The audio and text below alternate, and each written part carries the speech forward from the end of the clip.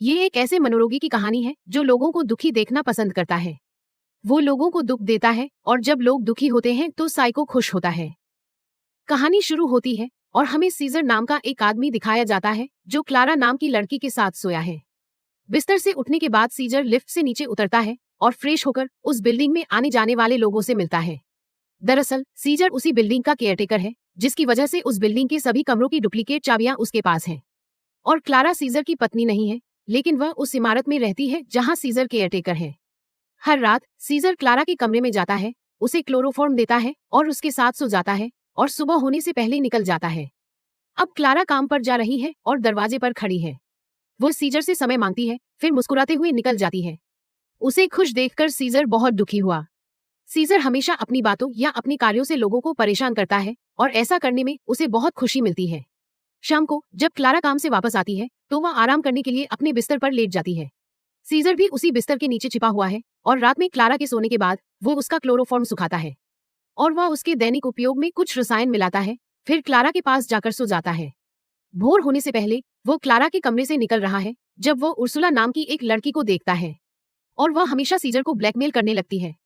Clara उन्हीं cosmetic चीजों का इस्तेमाल करती है जिनमें सीजर ने केमिकल मिलाया होता है, लेकिन फिर भी क्लारा को कोई फर्क नहीं पड़ता और वह खुशी खुशी काम पर चली जाती है।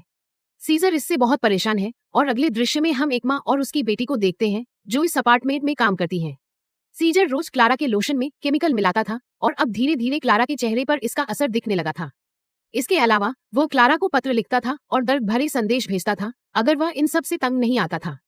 सीजर मीठी चीजों की मदद से क्लारा के कमरे को ढेर सारे कीड़ों से भर देता है, जिससे वह परेशान हो जाती है और मदद मांगती है। सीजर उसके लिए कुछ कपड़े और बैग लाता है और खुशी खुशी अपने कार्यालय जाता है।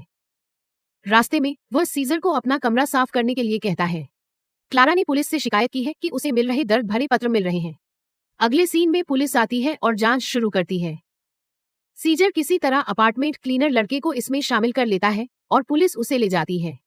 लेकिन सीजर का साइको लेवल इन सबसे ऊपर है और वहां वह क्लारा को मारने की योजना बनाता है। सीजर बिस्तर के नीचे क्लारा की प्रतीक्षा कर रहा है। क्लारा उस रात अपने प्रेमी के साथ आती है और वे दोनों बिस्तर पर अंतरंग होने लगते हैं। नीचे सीजर गुस्से में है और गलती से क्लोरोफॉर्म उसके चेहरे पर गिर जाता है। वो बेहोश होने से पहले वहां से निकलने की कोशिश करता है, लेकिन वह सफल नहीं हो पाता। अगली सुबह जब उसकी आंख खुली तो वह बाथटब में था। ठीक उसके सामने क्लारा ब्रश कर रही है, जिससे वह बहुत परेशान है। सीजर का बैग भी वही था। क्लारा सोच रही है कि ये बैग किसके पास है। किसी तरह सीजर उसकी आंखों से बचकर बाहर जा रहा है, लेकिन वह पकड़ा गया है। सीजर का कहना है कि कल कमरा साफ करते समय उसका बैग यहाँ छूट गया था। जो लेने आया है, सीजर उसे थैला दे देता है और वह वहां से चला जाता है। सीजर अब कुछ ही दिनों में इस अपार्टमेंट को छोड़ने वाला है। ये जानकर एक महिला उनके पास आती है और कहती है कि लोग उन्हें बहुत मिस करेंगे। सीजर उसे जवाब देता है और कुछ ऐसी बातें कहता है जिससे महिला दुखी हो जाती है और चली जाती है। क्लारा और उसका प्रेमी सप्ताहांत में बाहर घूमने जा रहे हैं जब सीजर को इस बारे में पता चलता है। इसलिए वह इतना मानसिक हो जाता है कि आत्महत्या करने का फैसला कर लेता है।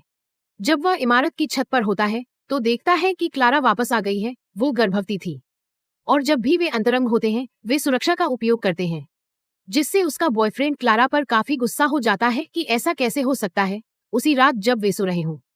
तो सीजर उसे बेहोश कर देता है और क्लारा के साथ अंतरंग हो जाता है, जो हमें बताता है कि यह बच्चा सीजर का है।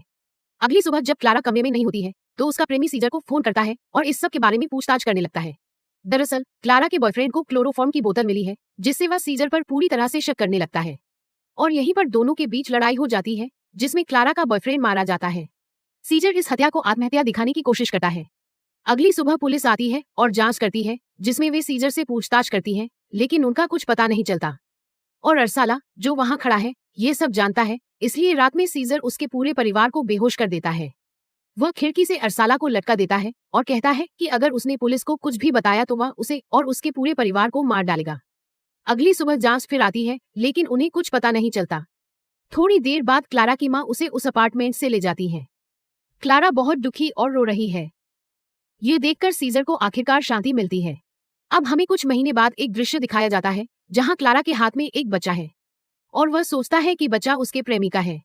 सीजर ने फिर उसे एक पत्र भेजा जिसमें उसने सारी सच्चाई लिखी थी। ये जानकर क्लारा बहुत दुखी है और सीजर उसे जीवन भर का दर्द देकर बहुत खुश है। इसी के साथ फिल्म खत्म हो जाती है। मिलते हैं अगले वीडियो में, तब तक के लिए बाय।